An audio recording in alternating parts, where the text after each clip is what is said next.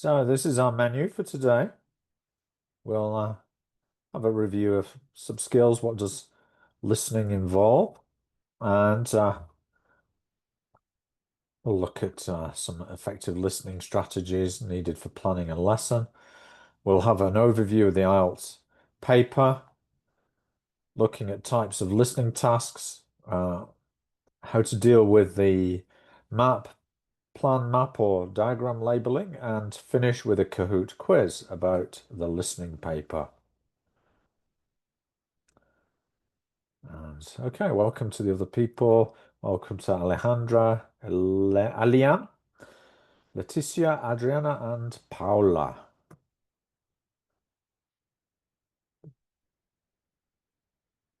Let's get started.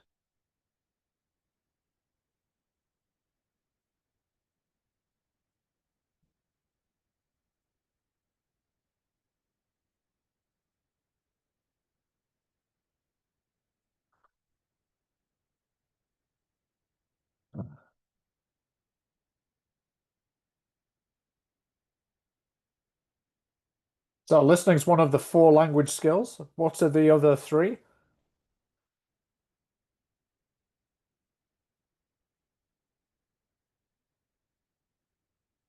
Did I hear reading that we did last week? Reading, writing, and speaking. Yes. And yeah, we'll be doing writing and speaking in the following sessions.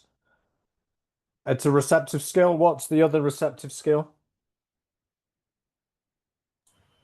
Listening and reading. Listening and reading are the receptive skills, yes. That involves making sense of the meaningful sounds of language. What does it involve? Well, dealing with the characteristics of spoken language is obviously one. But to do so, we've got to make sense of the context and our knowledge of the world, to use our knowledge of the world to help in the decoding process. We've got to understand different text types and different speeds of speech and accents. So would you say that listening is difficult? Why or why not?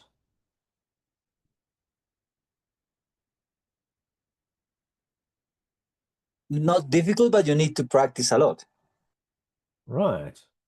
Is it just practice?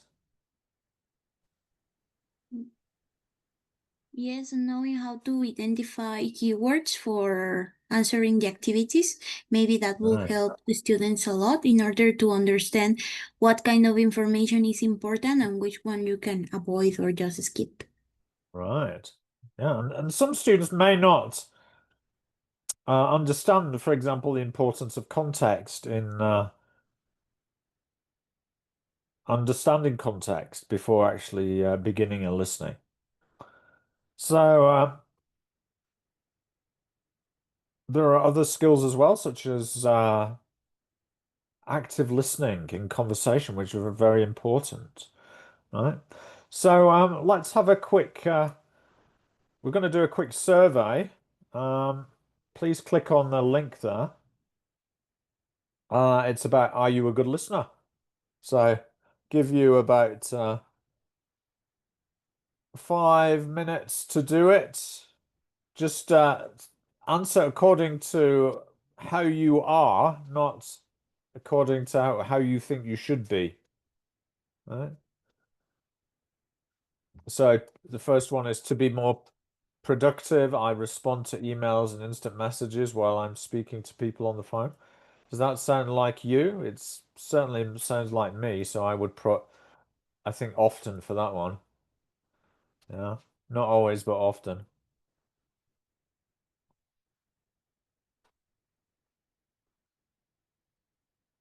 I repeat points back during a conversation to clarify my understanding of what the person is saying. Right,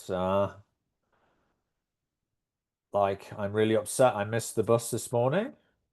And the other person says, oh, you missed the bus, right? Showing that you have empathy. When people speak to me about sensitive subjects, I make an effort to put them at ease. Okay, if you've just arrived, Diana, Laura, and Andrea, please click on the link I've just put in the chat, and please answer the survey. Are you a good listener? I feel uncomfortable with silence during conversations. As I listen, I can compare the other person's viewpoint with my own. To elaborate, to get people to elaborate on their point, I ask open questions, ones that can't be answered with a simple yes or no. When someone is speaking to me, I nod and say things like, okay, occasionally. I catch myself asking leading questions to encourage the other person to agree with my viewpoint. Is that, yeah. When people speak to me, I stay completely still so I won't distract them. I try to read the other person's body language as I listen. If the other person is struggling to explain something, I jump in with my own suggestions. That sounds like a very masculine thing, right? Mansplaining, right? Okay, so submit your answers. Let's do it quickly. Should be done quickly without thinking too much.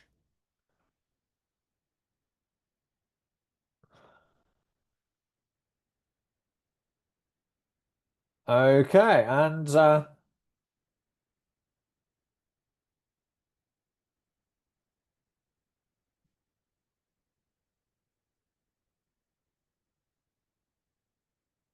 check your scores.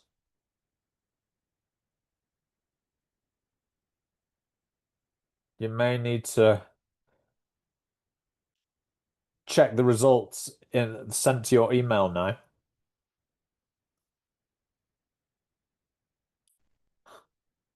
Okay, now you need to tally up your scores.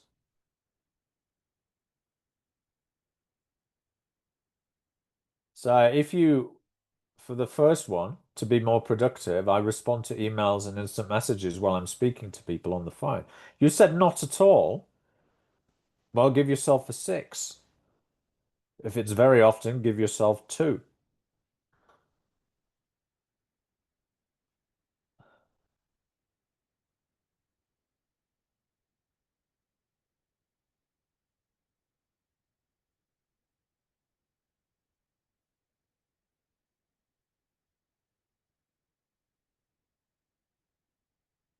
I'll give you a few minutes to tally up, add up your scores.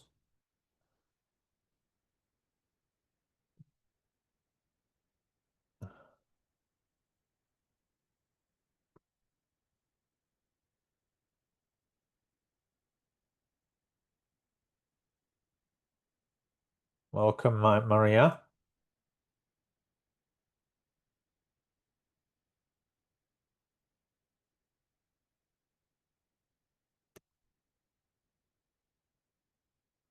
If you just arrived, here's the survey.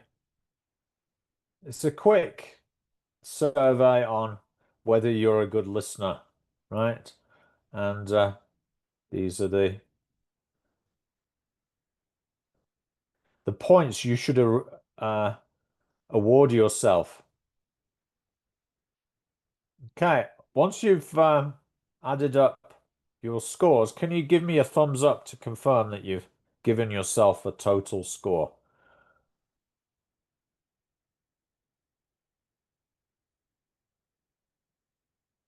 Give me the thumbs up when you've done your calculation. Thank you, Julian.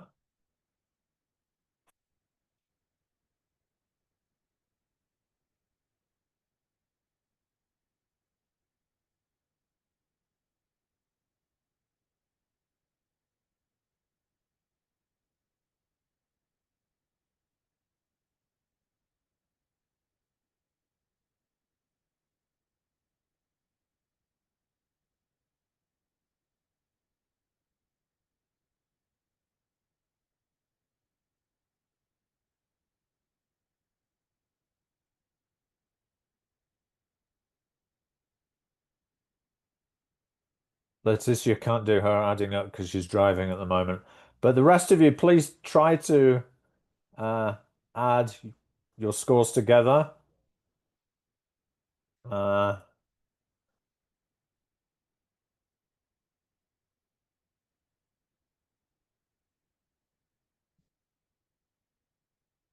Jose and Julian, what score did you give yourself?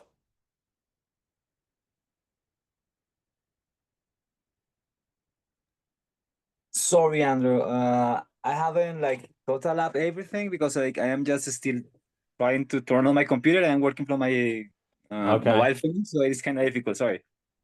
Okay. Diana, have you done yours? Diana Arvia. I'm just trying to remember what I answered because I didn't get the answers in my email. So I'm Okay. trying. Yeah. Okay, well, just do it from what you can see on the screen, yeah? Yeah.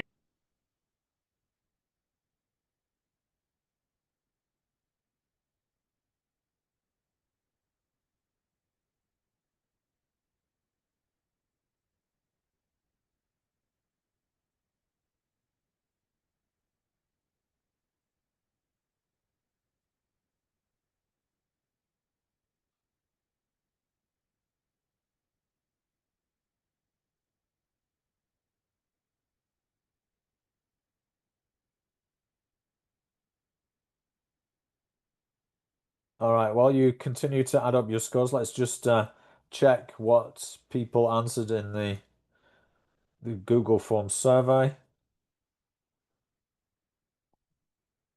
Got 28 responses. Thank you very much.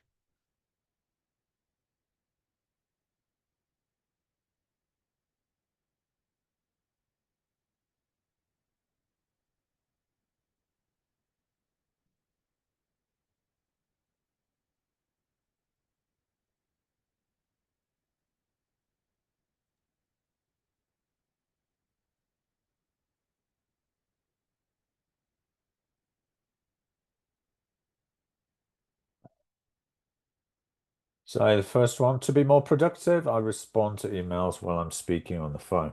Quite a lot of people, oh, really? Not at all. 5. Often. 4 of us. I repeat points back.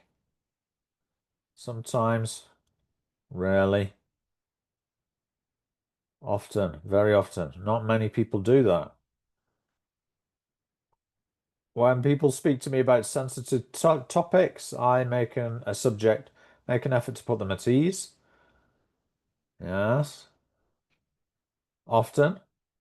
Very often. Okay, well, some good listeners here. I feel uncomfortable with silence. Very often. Sometimes. Compare the other person's viewpoint to I ask open questions. Very often. Often. Sometimes. So nod and say things like okay, uh-huh. Very often. Okay, so you're sort of active listener. Catch myself listening to asking leading questions. Okay. A few of us there. Interrupt people rarely, sometimes. Stay completely still so I don't distract them.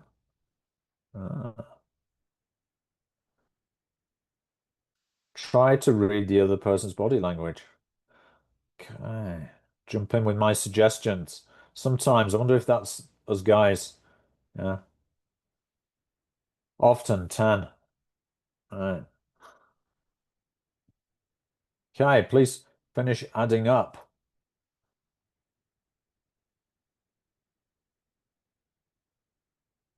your scores.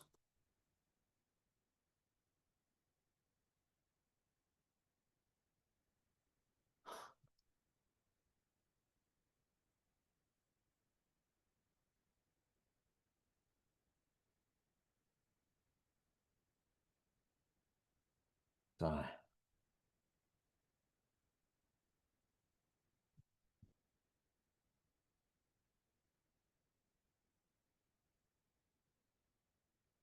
I don't think we'll spend much more time on this. You can figure out yourself whether you're a good listener or not. Here is the key, right? It's from Mind Tools, this questionnaire, right? But I think it's quite a good one to do with your students to make them aware of the range of listening skills that are possible. So do we have anyone that's in the 50 to 72 range? You have with good listening skills. Is that you, Juan? Yeah, you think I got a 53. Oh, wow. I also happen to have forgotten my own answers because I sent them before you showed the score sheet. Okay. So it was really difficult. But yeah, most of my answers were in the often category, so it was a bit easier to do the math. Great. Anyone that's got on the low end 14 to 29?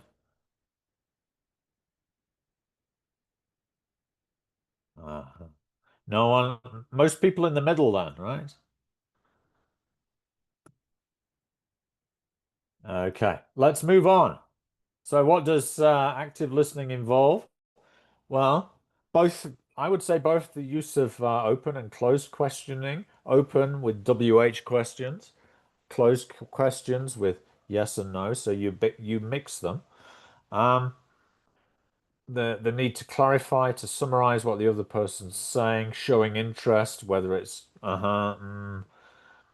those types of sounds, listening for feelings, signaling encouragement to get the person to continue, observe some non-verbal behavior, like the way the person is sitting if they're looking defensive, avoid interruption and distraction, probing, like asking further questions, reflecting on what was good listening and wasn't, and avoiding prejudice.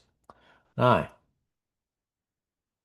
effective listening involves integrating and exchanging information, learning from what you hear, and the ways in which participants interact predict and summarize components of spoken language. Anything else that we're missing there?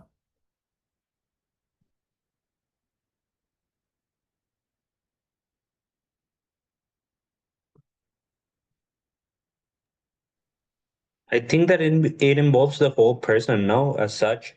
In what you were in the questions was if you try not to move as so that people don't get distracted. And I think that's also part of the effective listening. Right. So what do your students listen to in real life? Songs, programs, computer games, concerts, live or streaming broadcast, videos on the internet, and chats. Anything else? Anything we're missing there?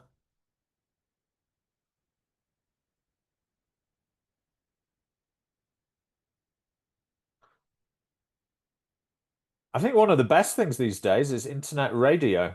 If you've got Alexa at home, you can access radio stations from all around the world. I often listen to BBC Radio 2 because of internet radio. So it's something that didn't exist when I first started teaching. Obviously, podcasts would be one. Lots of podcasts available, aren't there?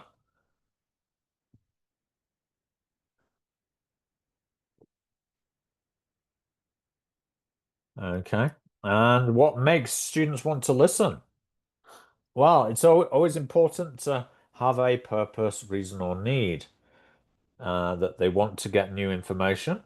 Topic should be interesting or relevant to them. They're curious about it, and they want to have fun and entertainment. All of those make it motivating. Now, in real life, students usually know in advance something about what is going to be said, like who's speaking or the context of the topic, they're usually motivated or curious to listen, and they have a purpose or task. Whereas, so in the classroom, we need to simulate these conditions. So introduce what the listening is going to be about, setting the context, get them curious about the topic, and create a need for listening. So give a task, right? Before you start listening, right? Don't just say, okay, listen to this. No, we need to create a purpose.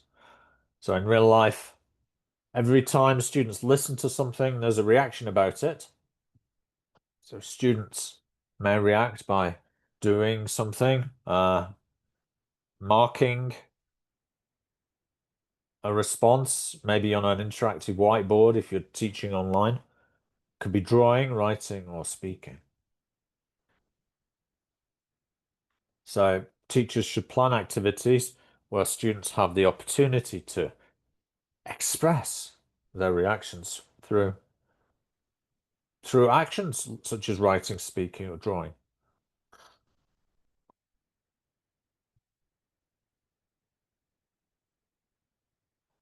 So strategies, similar to reading, you've got top-down listening. Happens when we use the background knowledge or schemata to make sense of what we're listening to. What we already know about the topic, or information we are listening to fits into a previously established schema. Right, schemata is the plural. Bottom-up listening, that happens when we understand language sound by sound or word by word, often called decoding, right? With less use of background knowledge. Now, if students can only focus on the bottom-up listening, it's not efficient. Right? We need to use both. And the top-down listening can sometimes compensate for the gaps, the things that they don't understand at the bottom-up level, at the lower level of sounds, right? So similar to reading, pre, while, and post. So we activate those top-down strategies with schemata, pre-teach vocabulary with bottom-up strategies. So do some matching of words or lexical items to definitions or even pictures. Ask about the parts of speech, maybe work on a little pronunciation. And we give students a purpose for listening, the task, making it interesting and relevant. And always give them the chance to react and then reflect on what they found hard in the recording and what they did about it. Perhaps ask them 3 things that they learnt.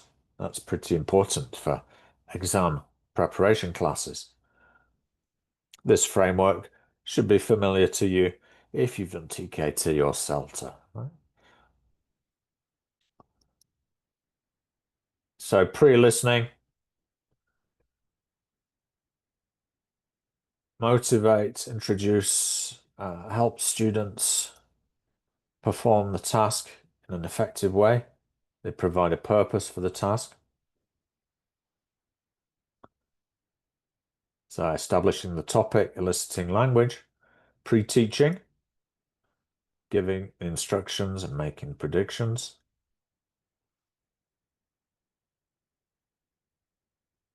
Okay, so in the whilst listening activities, we should be thinking of listening for general understanding first, before we start with other more top-down, more bottom-up strategies like listening for specific information or listening for detail. Listening for to recognize grammar patterns, it's more a thing that teachers do when we want to use a listening to prepare them for some grammar study. But listening to recognize intonation or attitude is also intentional attitude is also important for IELTS, as we'll see. Now, extensive listening is not really something we can do in the classroom, so it's something that you could set for homework, you know, podcasts and so on. Yeah, it's the equivalent of extensive reading, you know, reading for pleasure, right? But encourage your students to use podcasts and so on for out of class activities. And then post-listening activities, just like with reading. So students can see why they had the previous activity, and they're helpful in order to integrate skills. Integration of skills is important because, you know, in real life, when you listen, you often speak. When you write, you often read. So we need to mix those together in the same lesson. Examples might be role plays, writing in response, or you know, speaking activities such as giving a talk. You could use the topic and then give the students practice giving a 1 to 2 minute talk, like the long turn that's in the IELTS speaking test, right? So you're mixing them together, the listening and then speaking to finish the lesson. Yeah, but the productive skill should really come at the end of the lesson.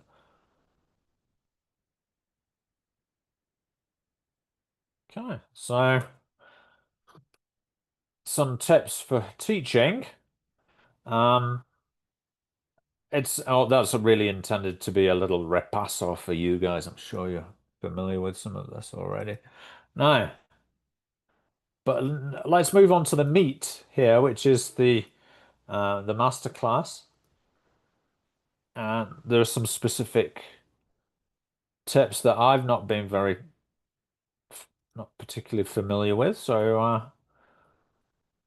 let's go through them.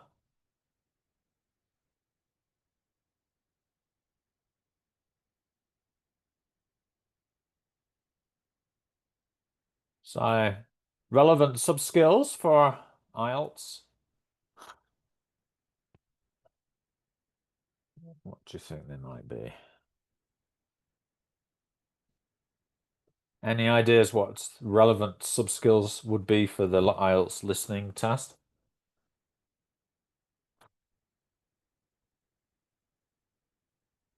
I think someone mentioned synonyms earlier. That's quite right, but can you think of any others?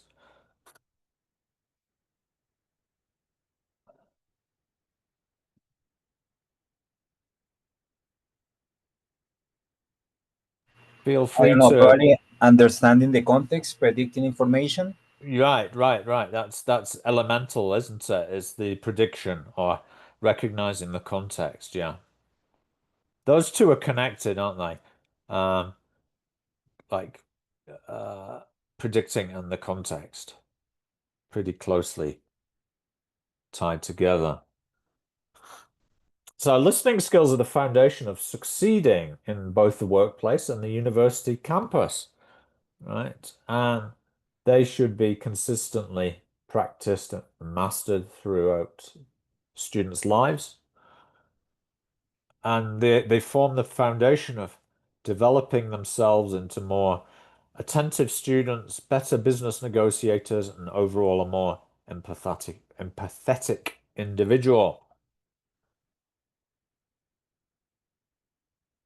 So, predicting, as we mentioned, recognizing synonyms and paraphrasing, recognizing distractors. That's more of an exam skill, isn't it? But it's still relevant to IELTS listening skills listening paper, and understanding connected speech. Right, the flow, you know, of native speakers or of different nationalities or non-native speakers, in fact, as well, often feature on the IELTS. So how to deal with, the flow of fast speech. That's what we mean by that. When words often get sort of linked together, particularly, the typical one is consonant vowel sounds, so that the words sort of kind of merge almost, don't they, when you're speaking fast. So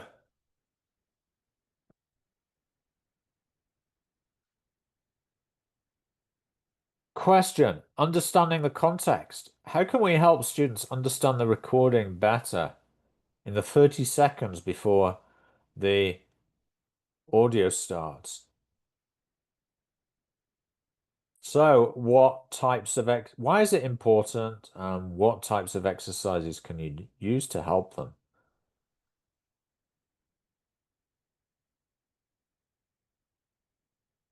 Any ideas? Make them read the questions and the answers beforehand. Yeah, that would help, wouldn't it? Yeah. Also, eliciting predictions from them. Yeah. Yeah, getting them to predict. Sometimes they don't realize the importance of prediction. Sometimes what I would do in my listening activities with them is the listening has a specific purpose, but sometimes the listening audio they have like different details. So when the audio finishes, I start to ask them about names of people in the audio or colors of things or activities they did, even if that wasn't exactly the purpose of the listening. I think it's quite fun because they now know that not only the listening was for that purpose only, but understanding the whole context of it. Totally, yeah. Very good.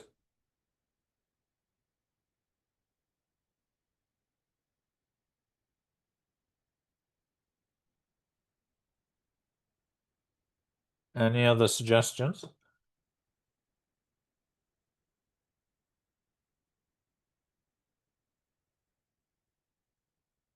All right, well, let's have a quick look at this possible activity. Well, this is like these are like the question rubrics on the listening test. So you can do activities that make them like identify the context for these listening test questions, right? Now, there are 4 sections of the listening test. So one from section 1 is the one we see at the top here. Total number of guests. Susie will organize invitations. So what's the context? It's organizing a party, right? What about number 2? What's the context there?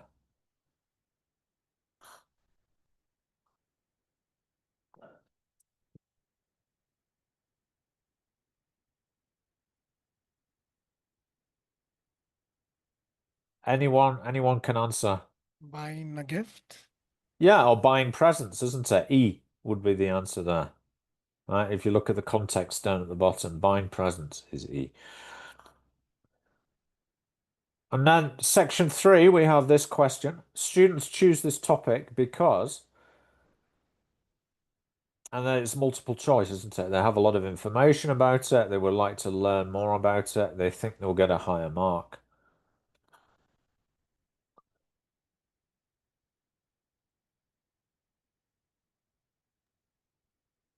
B, maybe discussing an assignment.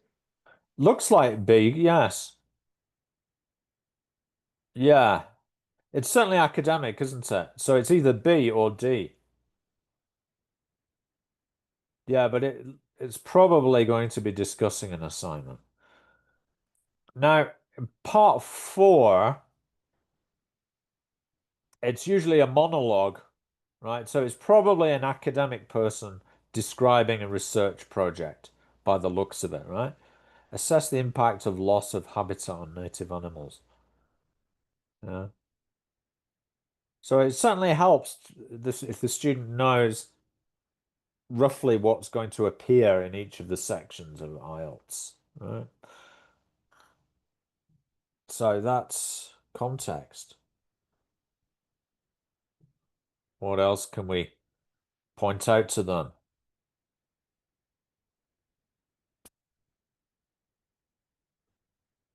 Students have 30 to 45 seconds to look at the questions. They should use this time to study the questions and try to predict what they might hear. In the introduction, they will be told who the people are, what they're talking about, and why. This is called the context. It helps them to understand the topic. It is not written on the answer paper, on the question paper. All right.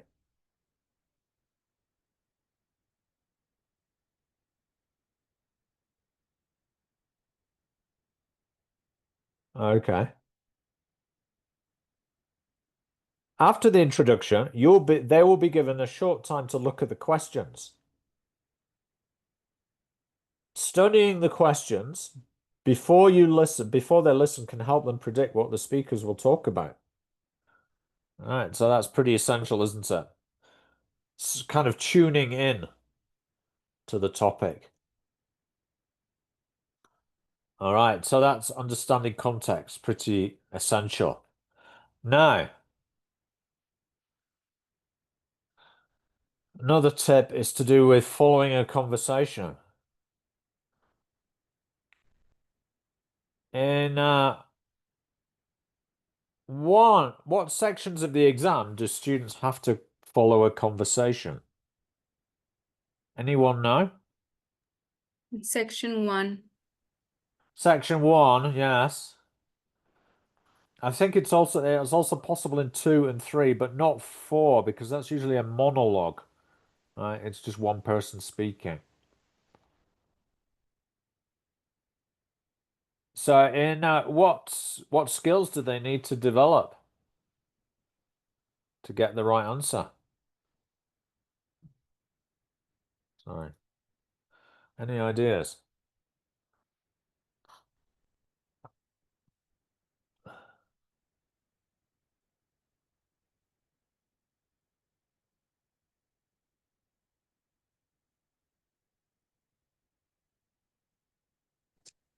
Maybe the soft skill of knowing and understanding synonyms, because most Yeah. the audio and the questions are not the same. Right. That could be useful. Yeah, couldn't it? Yeah. Also, they need to practice speed or fast listening exercises in order Right. to not take too much time for understanding. Yeah. Okay. Probably they need a specific knowledge about vocabulary or expressions that are very common in the speaking section, like in everyday conversation, phrasal verbs and some expressions that probably they are going to be mentioned with other words in the questions. Right. Phrasal verbs or a certain type of language, right? That's everyday language. Yeah, and recognizing what we call the function of that everyday language. Yeah, that might be useful. Look at this. Look at the script that goes with these questions. Can you think of some exercises they can do to improve this type of exercise, this type of task?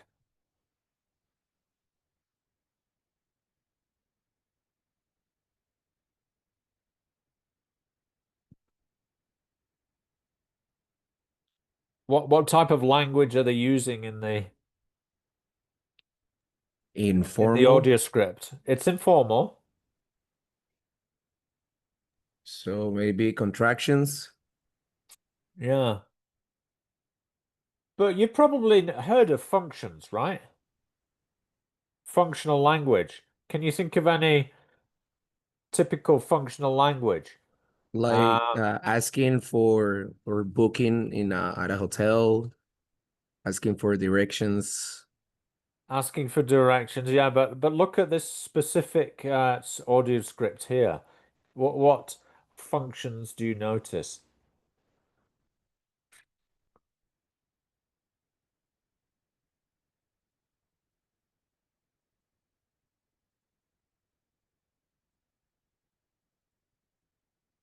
Can you see any expressions for making suggestions? Yeah, like let's. Yeah, Available. yeah. Maybe some discourse markers.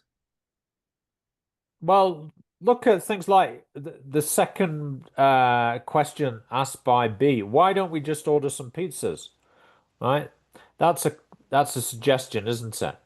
Right, the function is Yes. making a suggestion. Yeah.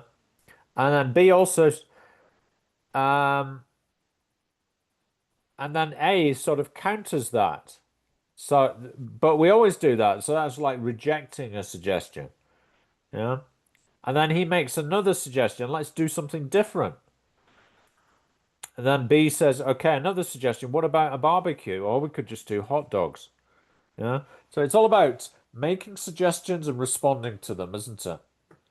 Yeah. So students need to be aware of those functions and how they're realized in terms of what we call exponents. Exponents are, a function like making suggestions can have many different exponents, different types of exponents. Yeah. Yeah, it's functional language, exactly. So, and many course books, whether it's IELTS preparation or any good course book at maybe upper intermediate level will have functional language in it. So you can adapt those to this preparation for this type of lesson, right? So, and also an important thing is identifying the speakers. All right, so sections 1 and 3 are conversations between 2 or 3 people. Each speaker will have a different voice to help the students tell them apart. So they could be male or female, it could be younger, older person's voices. Both speakers talk equally. They hear answers from both. From section 1, there's usually one person who has to find out information from the other. Identifying the function. Each speaker has a specific purpose in mind when they talk. Yeah, purpose is function or use. We say their language has a function. We use different language for different functions.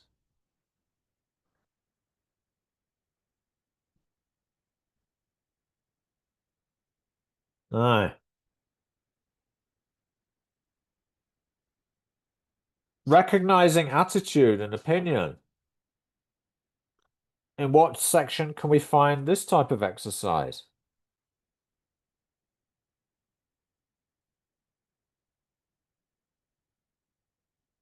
Any ideas? I think maybe in section 3. Yeah, that's right. In section 3, definitely.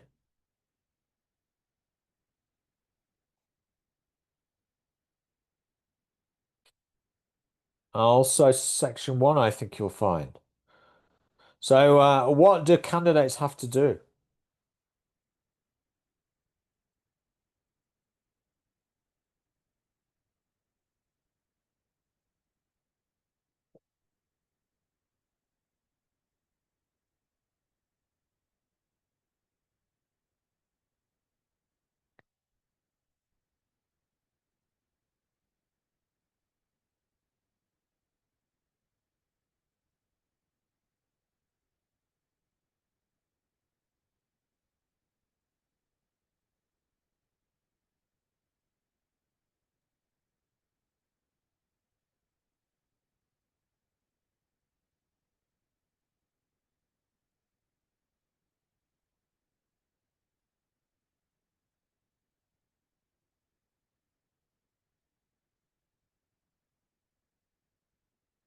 They need to match the options, the presentation sections with the options given. Yeah. Well, yeah, and in this case, it's the decisions, right, that the students make when they're talking about a project. Are the sections or decisions in order?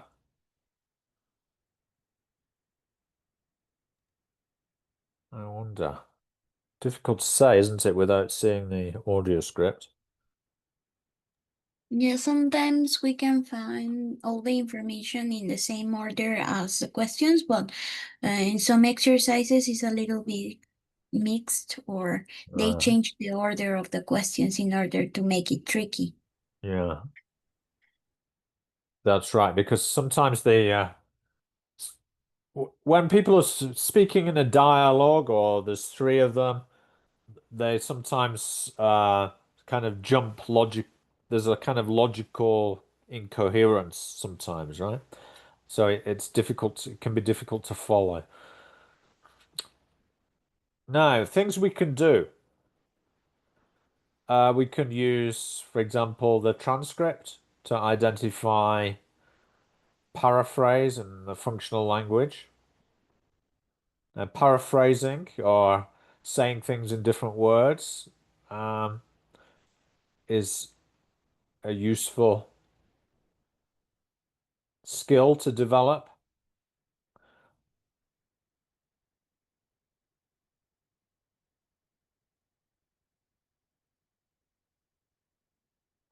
So you could help them find paraphrases in the text, like, so instead of reduce the length, it could be cut something down. Method, instead of the word method, you could find the word technique. Instead of write some more, it could be extend. What about the functional language? Well, you could get them to highlight, for example, making a suggestion. Okay, sorry.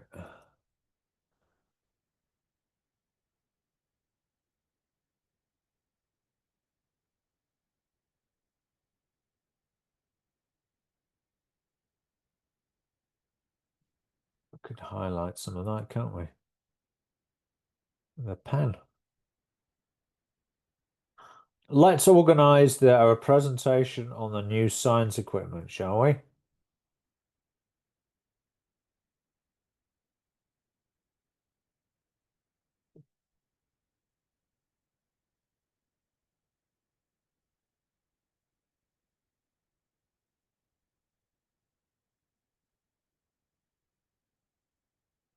Why don't we go through each section then? That's another suggestion, isn't it? Full of suggestions here.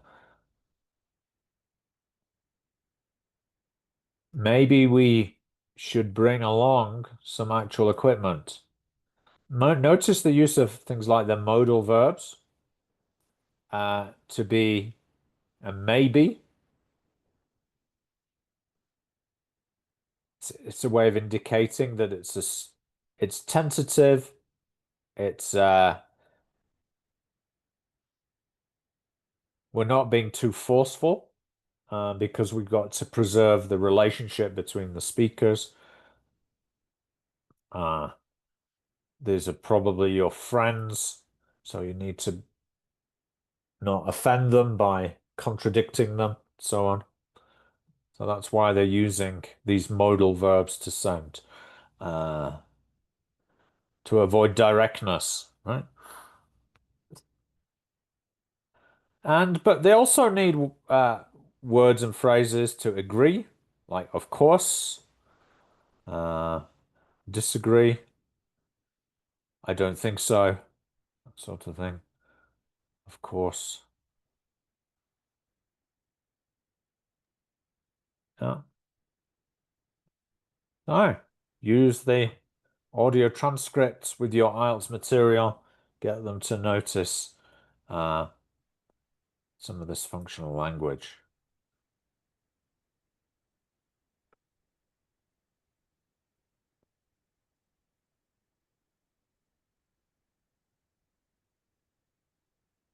Let's move on.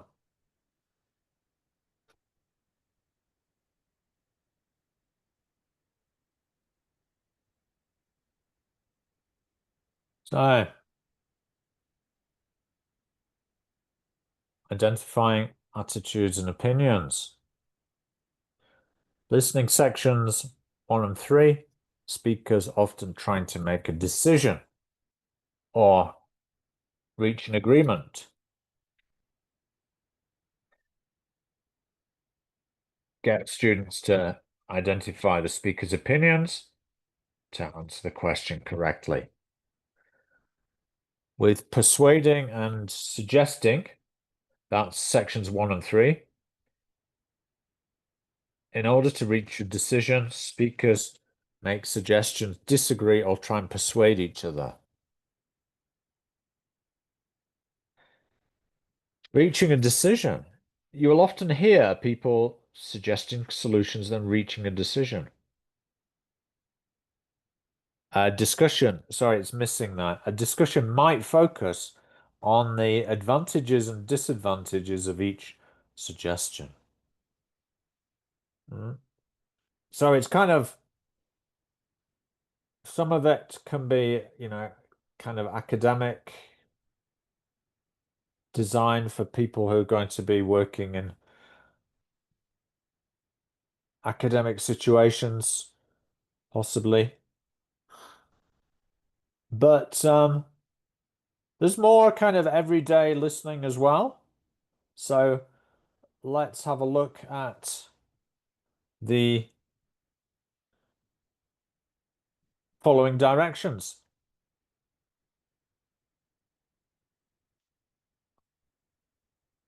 For some questions, you need to look at a map of a place or a plan of a building. Now, I've got a practical activity using precisely this, right? So let me just run over it quickly, the principles, and then we'll do it, all right?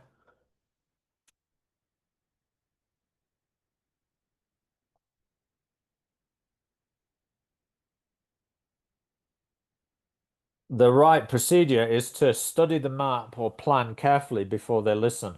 Having a clear image in their mind will help them understand what they hear.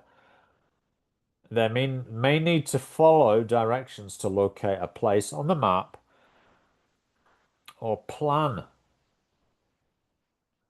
The distractors might be extra buildings marked on the map, or they might be extra options in a list of possible answers.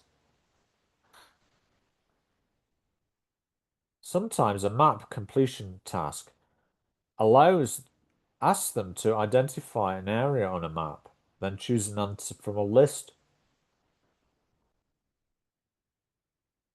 For this type of question, they need to familiarize themselves with the list of options and the features on the map before they start.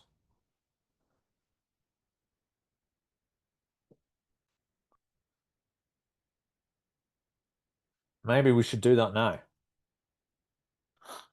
So I've got a task for you. Here it is.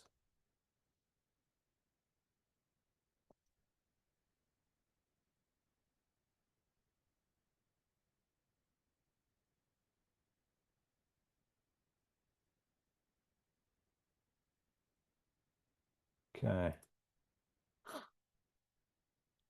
Coming into the chat, please confirm that you received it.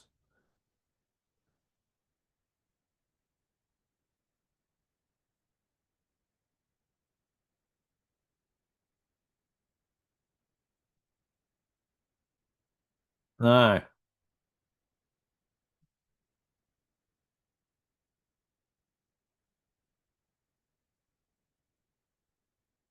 ignore the options A to I. This is what you should tell the students to do if you're training them for this, right? Get them to ignore A to I. So maybe cover it up would be my advice there. Can I do that? Can we cover it up?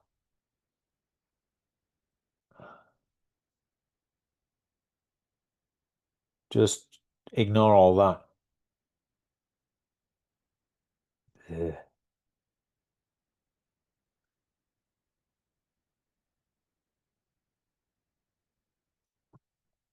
Now, you might want to practice the basic. Oh, sorry, before we do that, where do you think the tour, if we're going on a tour of a library, where do you think the tour of the library might begin? Where would it begin? The entrance? Right. Yeah, near the librarian's desk, right? So we might practice the basic language then of directions with the class, like turn left, turn right, go straight on, go through, go past, opposite. Right. So you could ask students for the directions from the entrance to the seminar room. So let me ask someone. Let's pick on someone. Jose, can you please give us the directions from the entrance to the seminar room?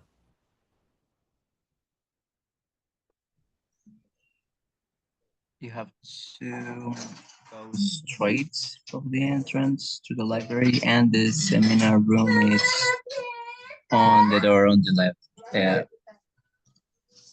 Once you reach the last wall, it's the door. Yeah, great. That's it.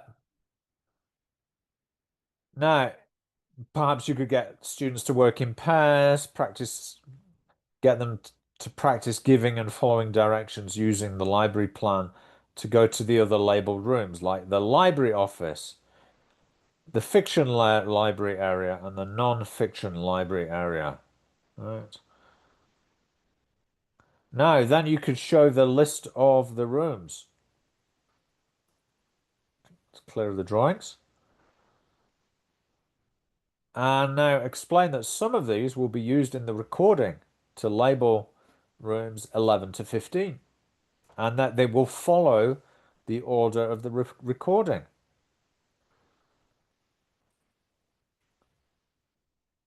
Now, one way of practicing this in the classroom is to hand out the sample task to half of the students and ask these students to label the rooms in any order that they like, using the list of rooms A to I.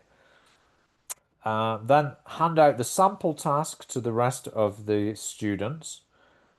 And student A gives us a tour of the library to student B using the language. So then the student B listens and fills in their plan appropriately.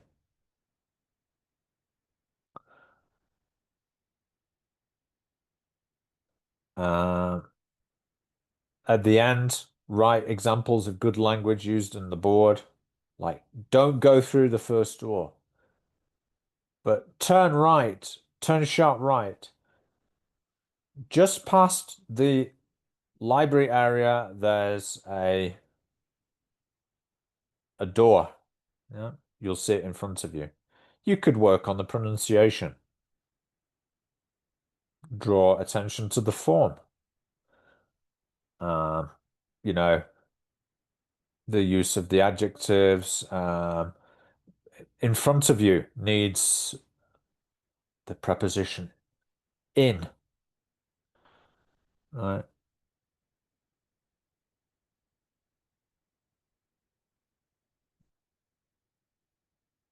So I'll give you, I think I've got this on a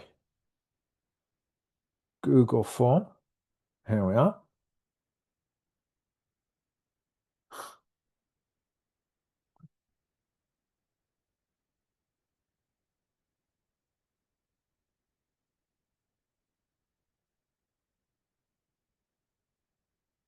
Okay, so I'd like you to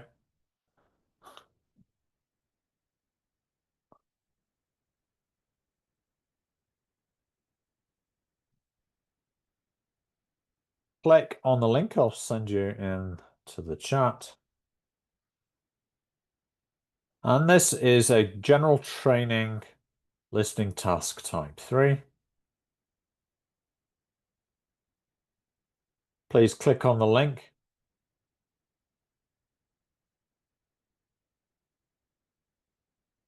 Okay, and this time,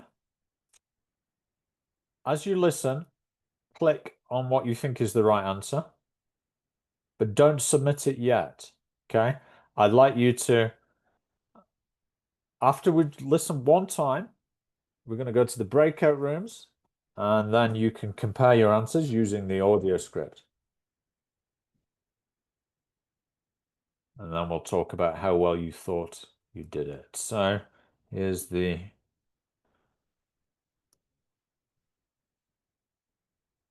audio.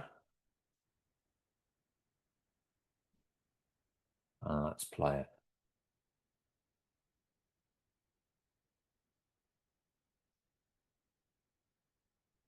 You will hear the librarian of a new town library talking to a group of people who are visiting the library. Okay, everyone. So, here we are at the entrance to the town library. My name is Anne, and I'm the chief librarian here. And you'll usually find me at the desk just by the main entrance here. So, I'd like to tell you a bit about the way the library is organised and what you'll find where. And you should all have a plan in front of you. But well, as you see, my desk is just on your right as you go in. And opposite this, the first room on your left has an excellent collection of reference books and is also a place where people can read or study peacefully. Just beyond the librarian's desk on the right is a room where we have up-to-date periodicals such as newspapers and magazines. And this room also has a photocopier in case you want to copy any of the articles. If you carry straight on, you'll come into a large room, and this is the main library area. There is fiction in the shelves on the left and non-fiction materials on your right. And on the shelves on the far wall, there is an excellent collection of books relating to local history. We're hoping to add a section on local tourist attractions too, later in the year. Through the far door in the library, just past the fiction shelves, is a seminar room, and that can be booked for meetings or talks. And next door to that is the children's library, which has a good collection of stories and picture books for the under 11s. Then there's a large room to the right of the library area. That's the multimedia collection, where you can borrow DVDs and so on. And we also have CD-ROMs you can borrow to use on your computer at home. It was originally the art collection, but that's been moved to another building. And that's about it. Oh, there's also the library office on the left of the librarian's desk. Okay, now, does anyone have any questions? All right, now I'm going to put you into breakout rooms, and I'd like you to compare your answers. Don't submit your answers yet, okay? Just compare them first. And, well, you've got the audio script there to help you. Yeah, it might help you. It's on this activity in the PDF. It might help you to figure out if you had difficulties, what was the difficulty.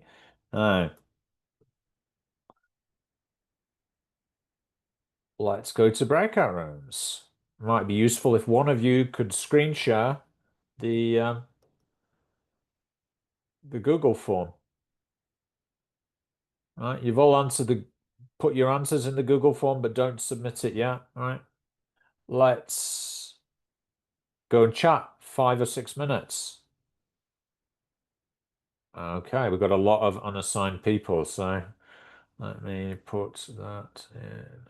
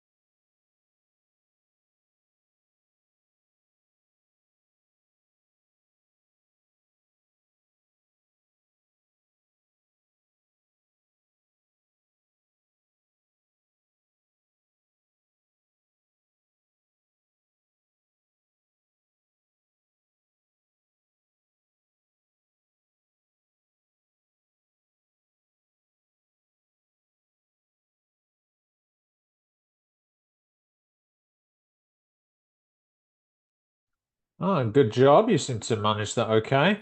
Now, this sort of material, Cambridge has a repository collection of it. You can find it in sorry, let me post you the link into the chat here. Okay. Sources for teachers.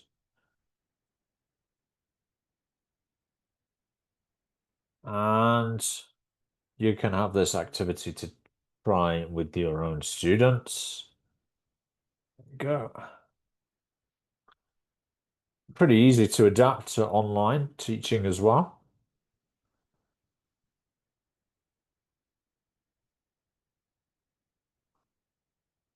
Let's check the answers. Yeah. Oh, 93% of us got it right. It was reference books. Yeah. And 94%, 88% local history. 90% children's books. Oh, it was the answer was actually computers, I think. Or maybe I got it wrong. Maybe there was a mistake with mine. It could have been a mistake. Let me check in the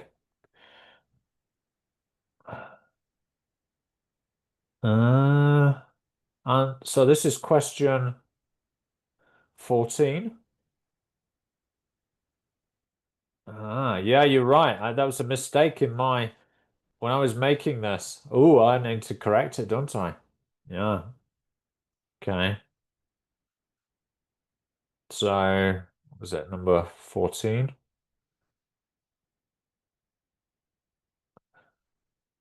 Good thing about using Google Forms, they're easy to correct. So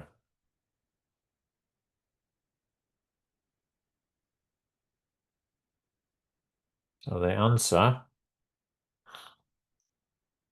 was B, wasn't it? Not computers. There we go. Done. So we should be correct now. Yeah. So 87% have got it right. Well done. And 15, 83% correct. It was multimedia.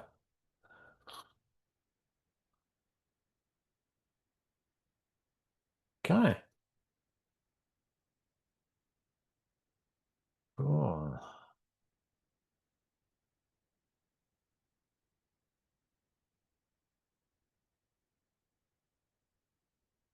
What does it recommend for doing for finishing this activity?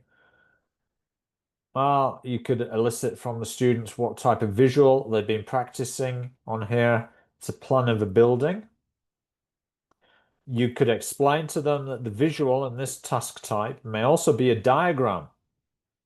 It could be a piece of equipment or a set of pictures or a map, like part of a town. It would be a good idea to have further practice with past paper tasks using different visuals, if possible. Right? Now the ones, if you look on the masterclass handout, I think there's one there. But you'll find more on the Cambridge website, the different sorts of visuals they'll use. Right? There's the masterclass handout.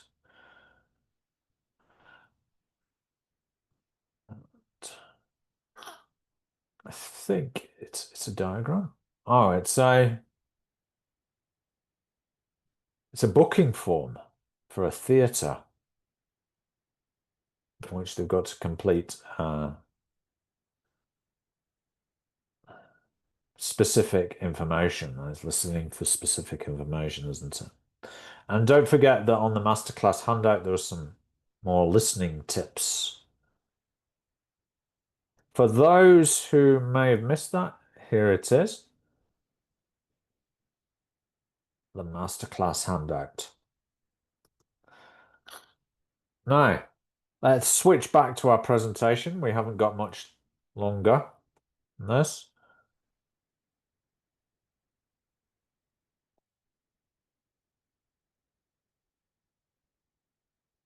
So we just need to do one more, and it's following a talk.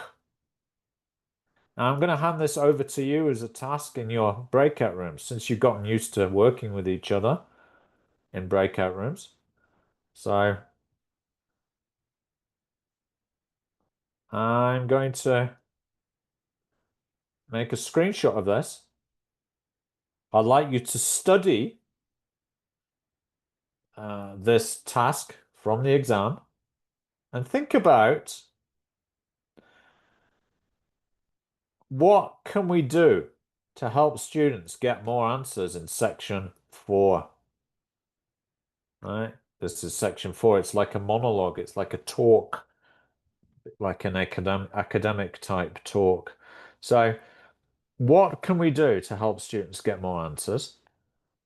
And if you were building a lesson around this, what would be the pre-listening activities that you could do to train them? What could you do while they're listening? Okay. What could you do after the listening? All right.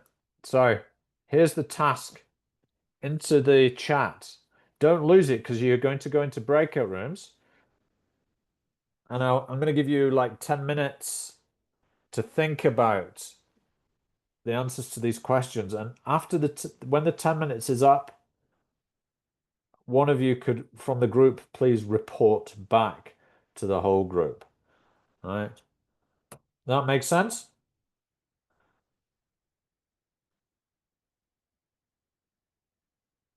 All right. I'm going to put you into groups of 3 or 4 so that even if someone is not participating much, you can listen. All right. So you've got about 4 people in each group. Any questions before we begin? How much time do you have? Deanna? 5 minutes? 10. Okay. When the 10 minutes is up, what are you gonna do? One member of the group is going to report back. Yeah, on the answers to the questions, right? On this and what's in the chat here, you can see it. It's the questions are, what can we do with students to help them get more answers in section 4? What sort of pre-listening activities could you do if it was a lesson, right? You're building a lesson around this. While they listen, after they listen, what activities could you do as a teacher, right? To get them familiar with following a talk. Okay, imagine it's a whole lesson. All right, 10 minutes.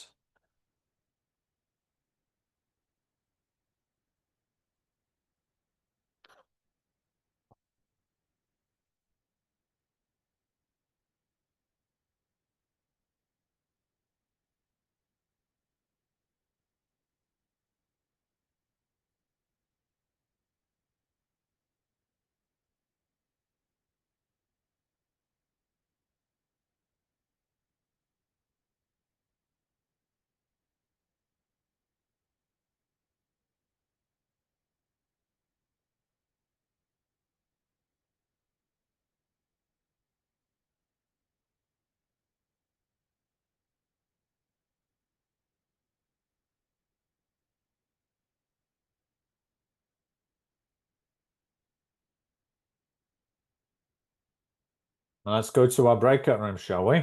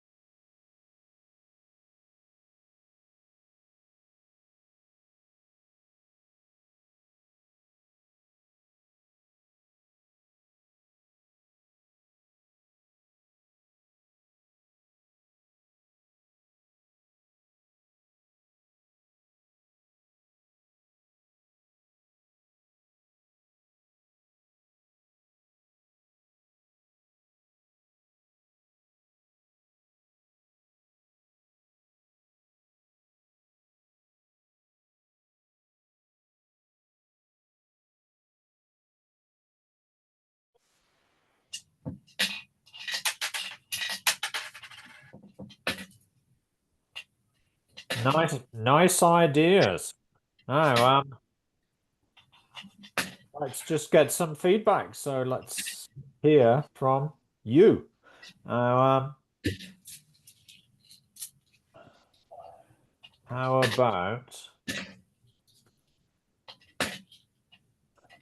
about room 2? That was Deanna, Paula, Isabel, Bella, Valentina, and Marta.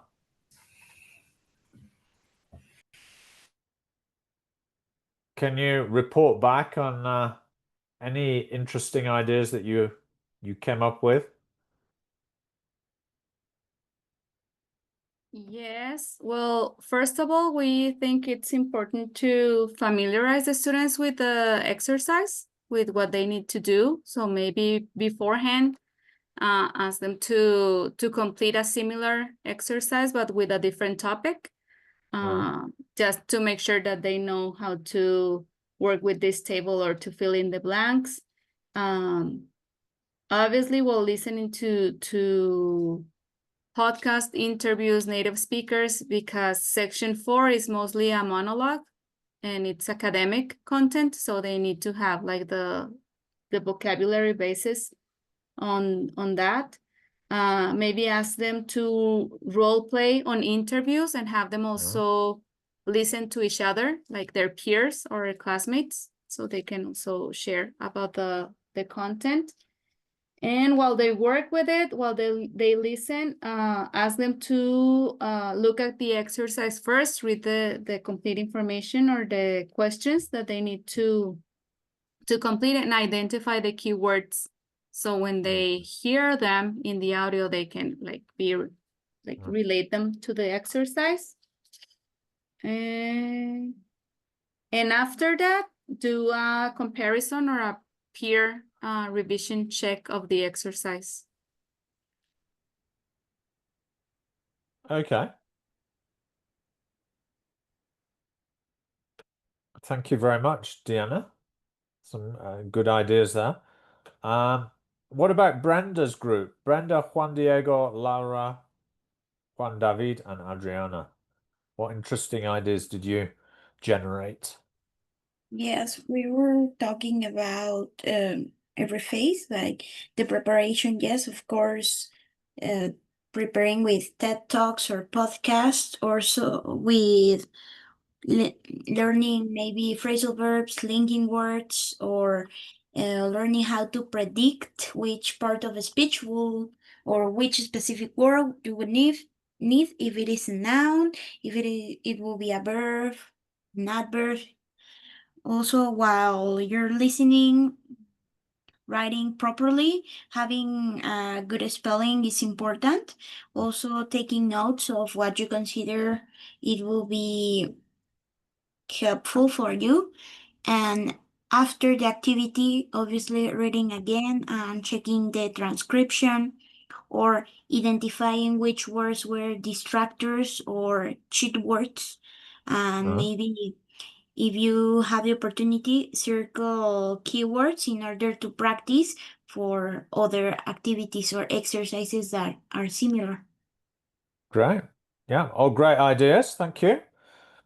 Room 4 is Alejandra, Andrea, and Carolina. What were your ideas? We have something similar, like they say before. Number 1, familiarize with the structure. Number 2, like with the vocabulary, highlight the unknown words, and have a role plays and games when they can practice and understand what's the structure and the common strategies or the common vocabulary they are going to use in order to complete that part. And that's very important that they have like enough vocabulary to complete that. Yeah. Vocabulary is pretty important, isn't it? And then on to room 5, where it was Letty, Jose, and Julian. What were your ideas? Any interesting ones at all you'd like to share with us?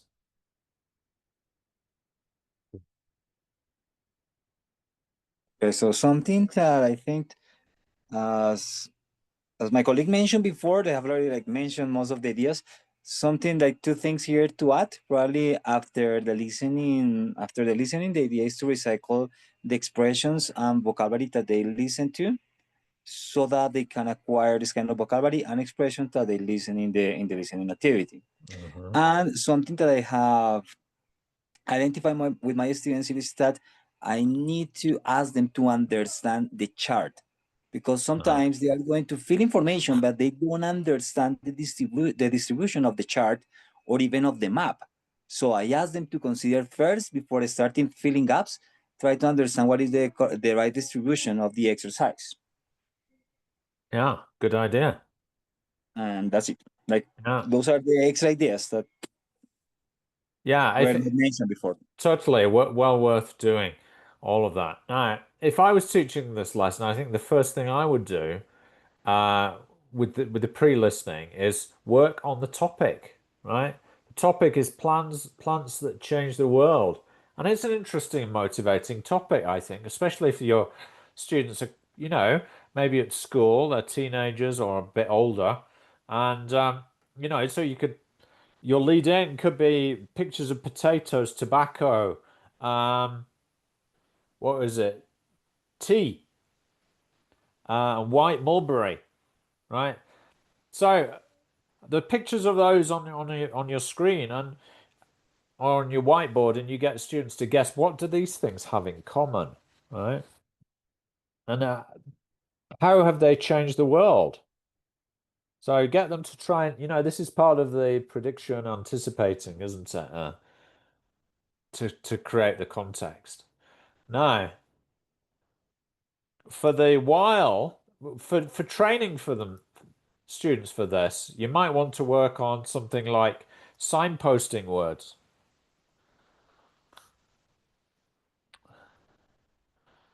Signposting words. So these are key phrases that indicate the speaker is changing topic, right? Or shifting the topic. Often indicates that they should move on to the next question. So you'll hear a talk by a student or an expert in an academic subject. The speakers often use these signposting words to move on from one topic to another, or to help connect their ideas. So get them to listen out for those signposting words, which are used to start off a topic, which are to change, and which are to finish, right? Like, so I'll end by saying what this machine can do. Finishing off a topic, right? So and then get them to look at the identifying the signposting words in the transcript, right? Like let's move on to look at another plant.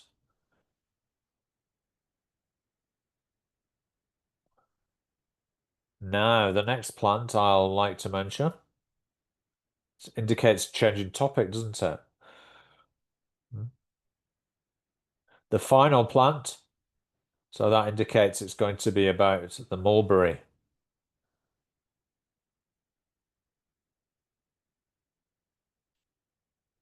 That's going to help guide the students through this talk.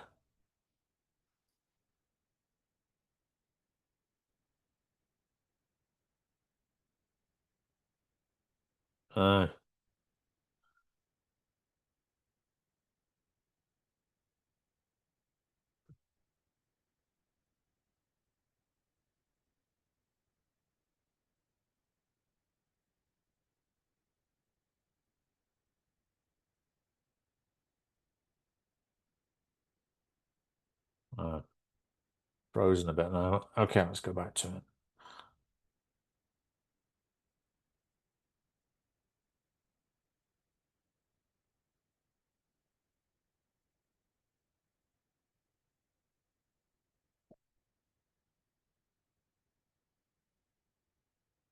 So, identify main ideas.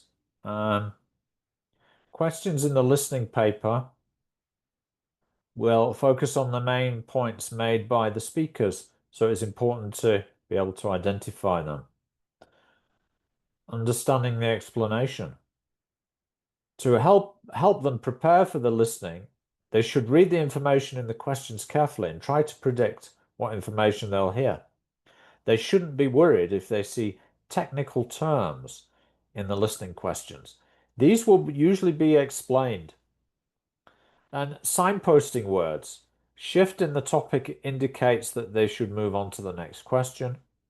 Using signposting words as well as headings in the notes can to help guide them through the topics and the questions. So just to summarize the advice, students are allowed time to read through the questions before each section, and they're allowed to check their answers before going on to the next section. They shouldn't waste this valuable time. They should make sure they read the questions first. If they know in advance what they have to look for, they're more likely to find the right answer. They should highlight or underline keywords in the questions. This will help them focus. Once they have read the questions for the next section, they should try and guess the kinds of words that they might expect. For example, if they see that there's a question about climate change, think of related vocabulary that they might expect to hear: global warming, rising sea levels, and so on. They should keep those in mind when listening. They need to look at more than one question at a time. They should always be one step ahead, right? For example, if they're up to question 3, they also need to look ahead to question 4. The questions on their question paper follow the order of the recording. So if they miss question 3 but hear the answer to question 4, they should leave question 3 and go on to question 5. They can go back to question 3 at the end of that section or after the recording has finished and try and make an informed guess about the answer. As with the reading test, they should never leave a blank space. Remember that after listening to the recording, they have 10 minutes to transfer their answers to the answer sheet. They should be careful not to copy across words from the printed question paper, such as articles or prepositions, which may take them over the word limit. They would lose marks if they did this. Speakers' intonation or tone of voice can indicate their attitude to something, either positive or negative. This can be helpful in finding a right answer.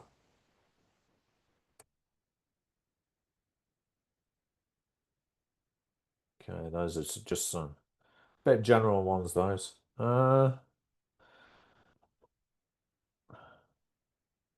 You might find this useful, this extra. Just looking and found this resource recently. Insights. News and insights. Okay.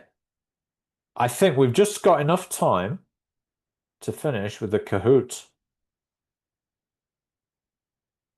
Shall we do it?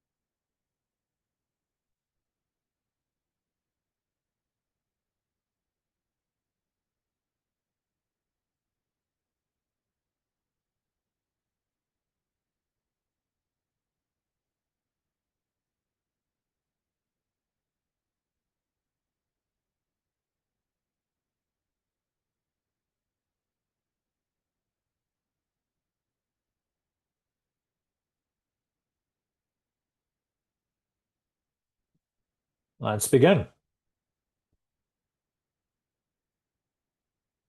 Oh, Okay, teacher, please wait. I'm plugging in.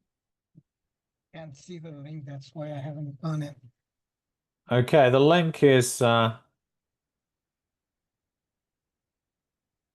where's the link? The link is down at the bottom. 3561241. How many questions are there?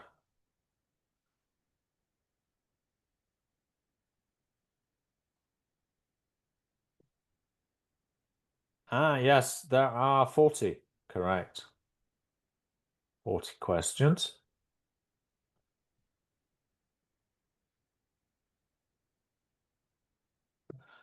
So it's, yeah, how many types of questions does the listening test mainly have?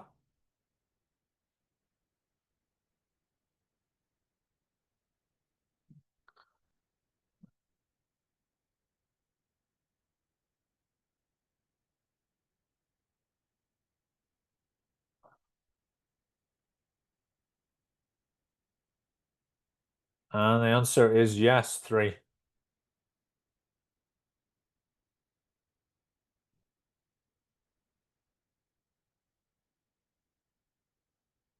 Are there any restrictions in the number of words for each answer?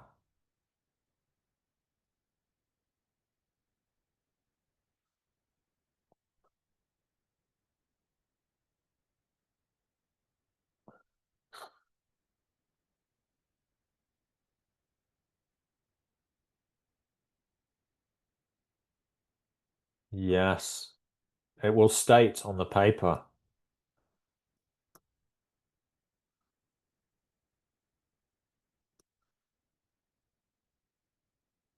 Spelling? Someone made this point. Is it a problem? It can be, can't it, I think?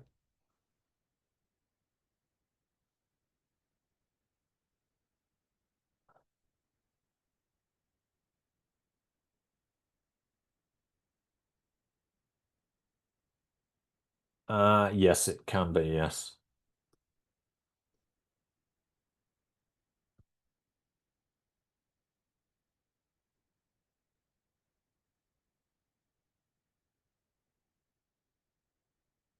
So if they're doing the paper-based, if they mark the test paper, will it be graded?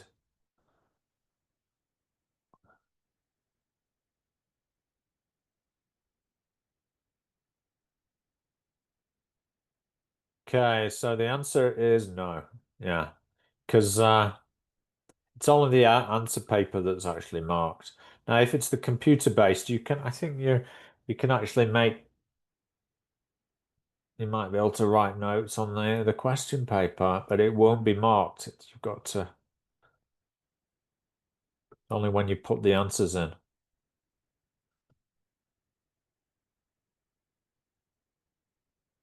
Is grammar a problem?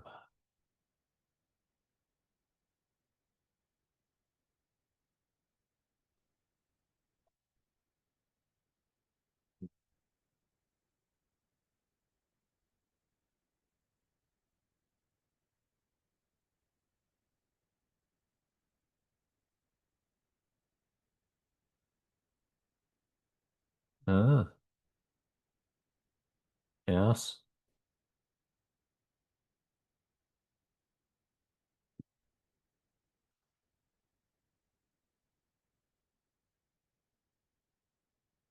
Plural nouns.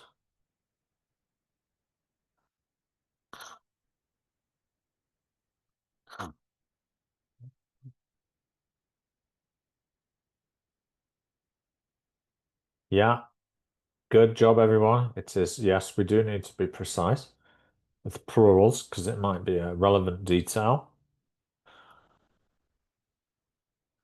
Good job, Andrea.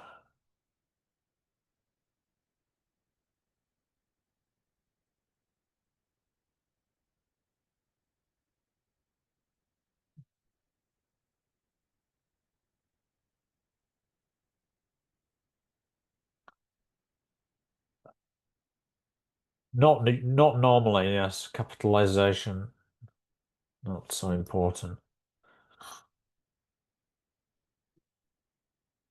Do they appear in order?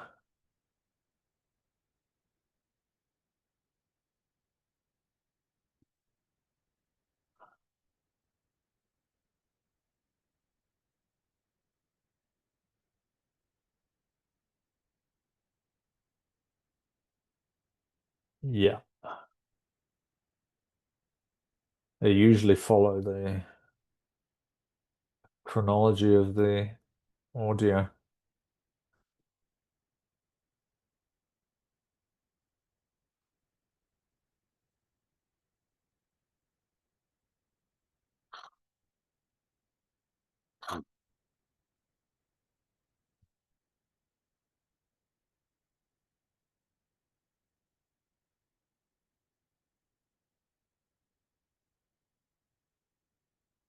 Yep.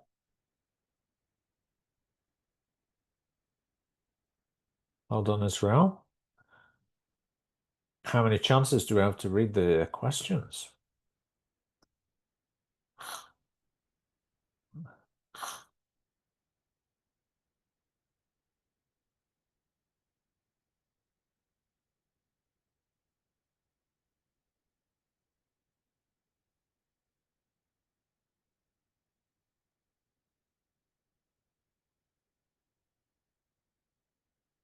Two.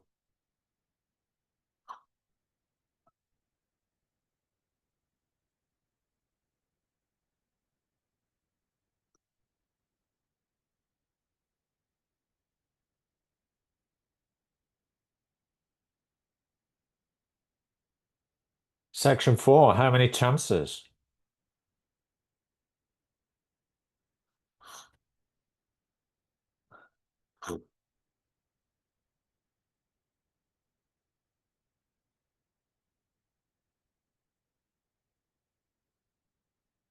Yeah, so only one, that's correct. So if they lose concentration, they could,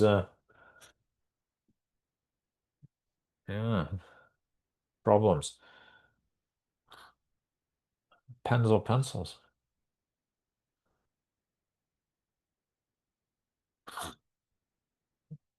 Of course, this doesn't apply to computer-based. Because they write the answer with a keyboard, pencils only.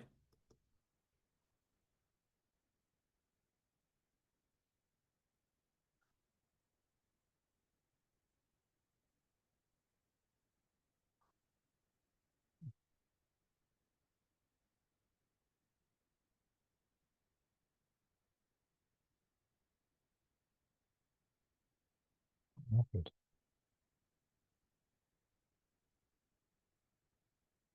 Okay.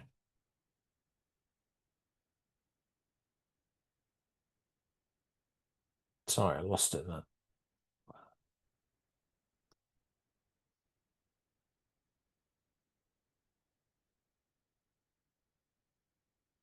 The answer is sometimes.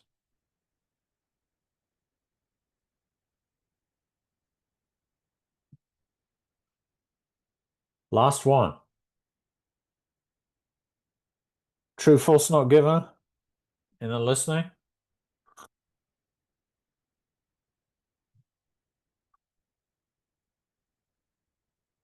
The answer is no, but I think you do get them in the reading, right? Not in the listening. Interesting IELTS trivia, that, isn't it? There we go. Who's the winner?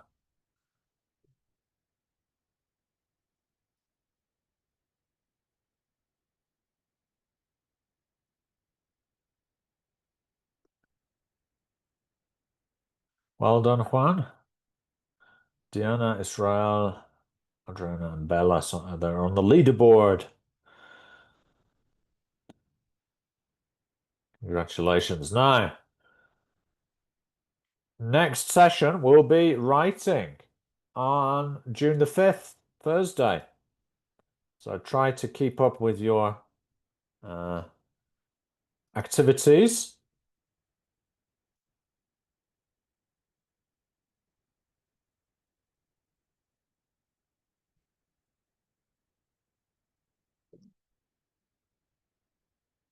Where are we? Let's look at our lessons. So you should be completing listening and moving on to writing. Okay.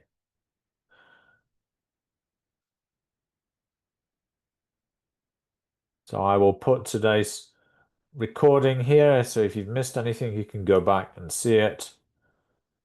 You should find reading here. Reading paper there for the 8th of May. So look forward to seeing you in a couple of weeks. Thank you very much for coming. Thank you. Thank you so much. Bye-bye. Bye. Thank you. Bye-bye. Bye. Thank you.